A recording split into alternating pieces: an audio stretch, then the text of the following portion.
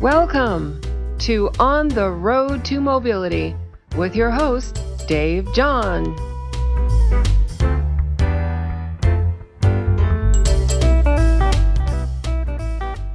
Hi there. Welcome back to On the Road to Mobility. I'm your host, Dave John, and I'm glad you could join us again. As you know by now, this is a podcast dedicated to helping solve the problems in getting from here to there for those who have mobility limitations or challenges. Our topic for this segment is finding mobility solutions for a child with a physical limitation. Now, as with many of the topics we cover, this one has its own unique considerations. So let's jump right in. The thing that I'm often asked is, when should I consider using adaptive equipment for my physically challenged child? I mean, he or she is still young, and I can pick them up and transport them wherever they need to go. So, of course, the exact timing of when a young person is ready to take advantage of the many adaptive equipment options is unique to each person and their individual challenges. But there are a few things to keep in mind when making these decisions. Your child's safety is number one, but your long-term safety as caregiver is right up there as well. So what do I mean by that? When you are picking up, carrying, or transferring your child from one place to the other, you are using and stressing your body to accomplish that. Your back, your shoulders, and your knees, for example, are bearing the brunt of that movement. When your child is an infant or young toddler and they are still very light, that may be okay. But as they grow, as children have a tendency to do, the additional weight begins to add up. Moms, dads, and caregivers with back and shoulder problems is an all too frequent consequence for primary care providers. And remember, your child's health and well-being is likely tied directly to your ability to help them. If you go down because of, say, a bad back, they are in trouble. So keep your safety high on the checklist of when you're ready to use adaptive equipment for your son or daughter, and think ahead to protect their future interests. What you do or don't do now affects what happens down the road. Okay, you've decided it's time to get some adaptive equipment to help with your child's mobility. What next? Well, more so than with any other group, getting an evaluation from an occupational therapist should be your first step. Matching the exact physical needs of your child to the need to, say, get them into a car, for example, will make sure the equipment selected will make your job as caregiver as easy as possible and protect both you and your child from any injury or stress during the transfer. And another very good reason for an evaluation is to help procure funding for the equipment. Many states have funding assistance for families purchasing adaptive equipment for children, but most of these sources require an evaluation to confirm the exact need and appropriateness of the equipment. An occupational therapist or certified mobility consultant most often can provide the proper evaluation. Now, a quick reminder as usual, if you do not find the information or assistance you were looking for in this segment, you are welcome to contact Vehicle Accessibility Consultants or me directly. I'll give you the contact info at the end of this segment. So what are some of the other considerations of selecting mobility equipment for your child? One might be, where does your family want to go, and what equipment, like a Hoyer lift or ventilator, do you need to take with you? And if you are active as a family, space for that equipment and maybe a tent, etc., for camping might point to a full-sized van to accommodate all your stuff. Another point I like to make to every family I've spoken with who are exploring this area is to remember that your child is growing and changing. I know, sometimes I may seem to be the master of the obvious, but it's important to remember that the equipment that may work today to help your young person be more mobile may not work as well in a year or 2 or 3. It's a shame to spend time and money getting equipment for your child now just to find out they have outgrown it long before you get much use out of it. Now, that sometimes means you have to make a choice between a less expensive or more expensive equipment option. Let's take a look at a practical example of this type of decision. A 6-year-old boy uses a power wheelchair. Mom and Dad are able to pick the child up and put him into the car when they need to, but the family needs a way to transport the heavy wheelchair. The options are to buy a wheelchair lift for the back of their vehicle or purchase a lowered floor minivan to accommodate the chair. The minivan is considerably more expensive, so they choose the lift. Now it's a year and a half later, and lo and behold, the young man has grown. He's 20 pounds heavier, and Mom can no longer pick him up safely. The best solution at this point for them turns out to be the lowered floor minivan. So they bite the bullet and purchase it. So in the beginning, it seemed like an easy choice between one or the other. The less expensive option worked for them. The problem is, now they have purchased both. This was a narrow example, of course, and your family's needs may be quite different. Talking with an occupational therapist or certified mobility consultant can often help clarify the best choices for your specific situation. So, if I had one piece of advice for families with a physically challenged child choosing mobility equipment, it would be look at the big picture. Consider the physical abilities of both the child and his or her caregivers, and how the needs of all those involved are likely to change in the near future.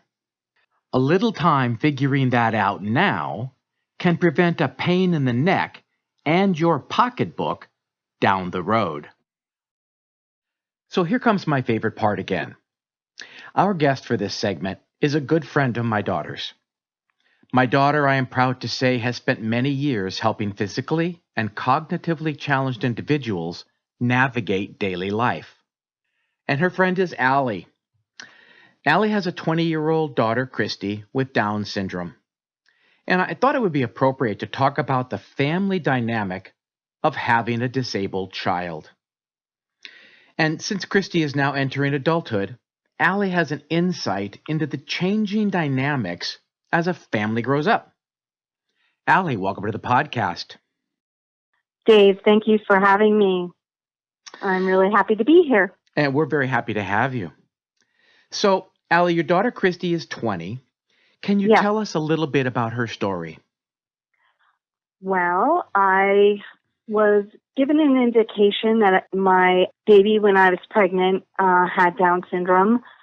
And it was a blood test, and we just decided not to go proceed because that was just our personal decision. So you decided against the amnio?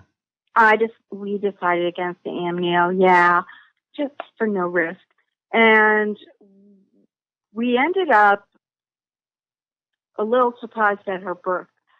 Honestly, during the pregnancy, after we made that decision, I just decided to think positively and nothing would be wrong. So when she was born with Down syndrome, it was a pretty big shock to us. I did fall into a bit of a depression, but I decided to take the bull by the horns, and when she was 6 weeks old, I enrolled in a program that basically trained me to be her therapist at home. So it was physiological, physical, and intellectual programming for babies. And she did very well on that, did it until she was 7, and at that point she went to school. So tell us about Christy's functionality. overall was a fairly severe case. She was born with a hole in her heart. The cardiologist came out a few months after we had been doing this program and working with her physically and exercising and so forth and giving her oxygen. He said, "This is a miracle. I have never, ever seen this particular hole." She actually had two. One was not severe at all, but the other was more concerning. He said, "I've never seen it closed without the need for surgery." And she was cleared, so she didn't need to have any more visits to the cardiologist. She was a healthy girl. That sounds almost miraculous. Yes, it felt miraculous. It was pretty great. So her situation with her heart was resolved, but Yes. she still faced Down syndrome. Yes, and she, as I said, was more severe. She never has learned to talk. She is ambulatory. She walks, needs help grooming and dressing and cooking her food and giving it to her, but she can feed herself. You know, a little bit more, I think, of like a toddler in terms of needing help, not emotionally. And I see Christy as intelligent inside, kind of locked in this body that doesn't work. Now, you also have another daughter, Katie. Yes. And how old is Katie? Katie is now 19 this summer. She's 18, about to turn 19, graduating high school, getting ready to go off to college. Can't believe it. So she's younger than Christy. She's Okay. 2 years younger. Tell us a little bit about Katie and Christy's relationship. Obviously, it's different when they're infants and toddlers and as they grow. How did that work out? Well, when Katie was preschool, she did the program with Christy because at first we found Christy to be a little jealous of Katie coming into the fold. And the Institutes recommended that we do it with her as well. It'll be very good for her.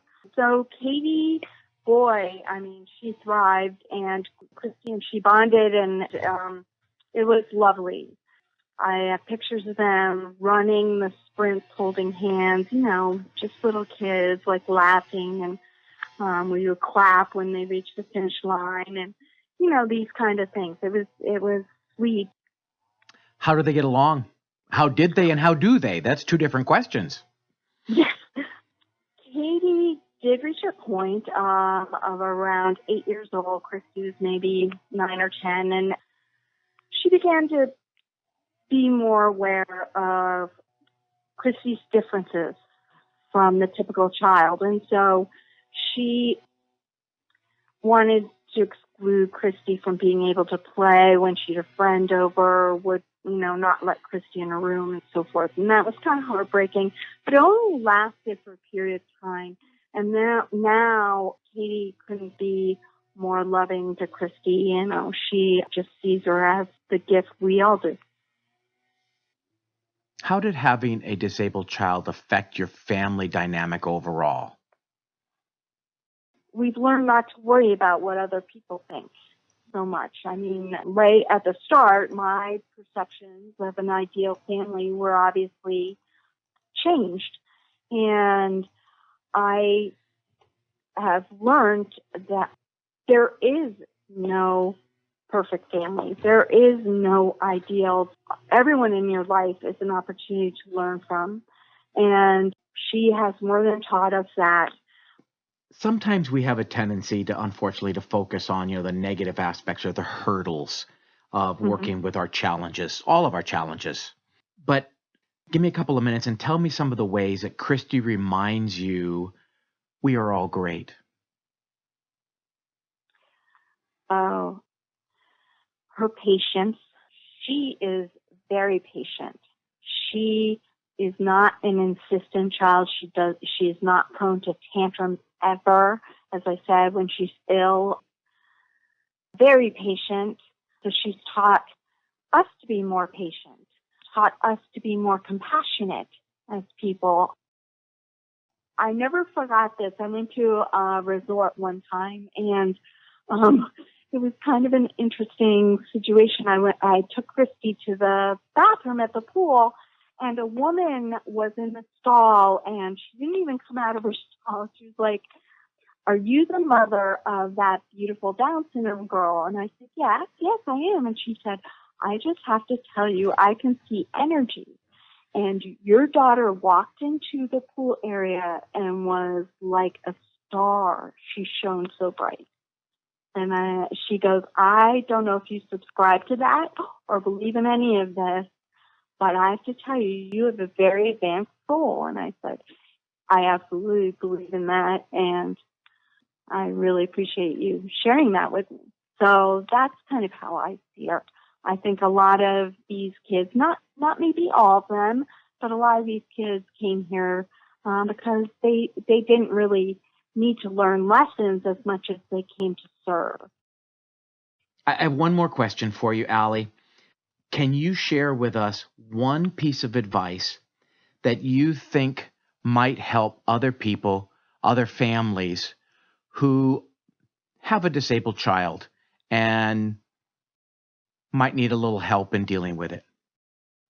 My biggest advice would just be to remain open, that this perhaps isn't so sad as it is a huge gift to you and your family for a chance to get closer, to grow as a person, and just learn to be more loving and giving. That sounds like great advice. Thank Well, you. Allie, we're just about out of time for today, but thank you so much for being willing to come on our podcast and to share your families and your personal experience and to share a little bit of Christy's story with us. It was really an honor having you. Oh, thank you so much, Dave. Anytime, I loved it. Thank you so much for what you do with the podcast. Wonderful. Well, it's my pleasure. I have a good time doing it. You have a great day now. Thanks, Dave. All right. Bye-bye. Bye-bye. So here we go with today's Product Corner. And I'd like to keep with the theme of this segment and talk about products designed specifically to help young people with mobility challenges. Many products designed for more general use can be adapted for the safety and use of young people. For example, most manufacturers of turning automotive-style seats have a chest and shoulder harness option to help secure kids who will not or cannot sit still and straight while loading. It also works, by the way, for adults that don't have the proper upper body stability. Most wheelchairs and scooters are available in pediatric versions in both manual and power options. The same is true for walkers, standers, crutches, and other walking or standing aids. Proper fit by a seating and positioning certified consultant ensures that your child will be safe and secure in their mobility device. And keeping kids safe in their vehicle seats while traveling is important for all our young people. But for some mobility challenged youth who have outgrown traditional car seats, that can be problematic. Fortunately, there are several manufacturers of car seats and safety harnesses specifically designed for this purpose. Car seats are available with custom inserts to meet the support needs of almost any child. Upper body harnesses to help a child stay upright and properly seated are also available. Wheelchair and scooter carriers and wheelchair lifts are available with smaller platforms suited for pediatric-sized chairs. The folding features can also be adjusted for the weight of the smaller device. And let's not forget that even though these young people may have a mobility challenge, they are still kids, and kids need to have a little fun. Bicycles and tricycles, specifically designed for mobility challenged kids, are readily available and can put a smile on just about any young face. I know I often remind everybody, but it bears repeating. In the limited time we have during these podcasts, there's no way to cover every option for every person. So please, check with your OT or mobility consultant to discuss options for your child and you. So here we are again at the end of another segment of On the Road to Mobility. I hope you found some of our information today helpful. If you have any questions that have not been answered by our podcast, you are welcome, as always, to contact Vehicle Accessibility Consultants or myself directly at djohn, John, at vacaccessibility.com. You can also find this information on the podcast webpage at vacaccessibility.com. And there is an email link there as well. And as always, there is never any charge to talk with us. I'd like to thank Allie again for joining us for this segment and sharing her family story. I am always impressed with the strength and grace we find in moms and dads who share their homes with a special needs family member. As a reminder, you can check out the other segments in this series on the podcast page of our website, www.vacaccessibility.com.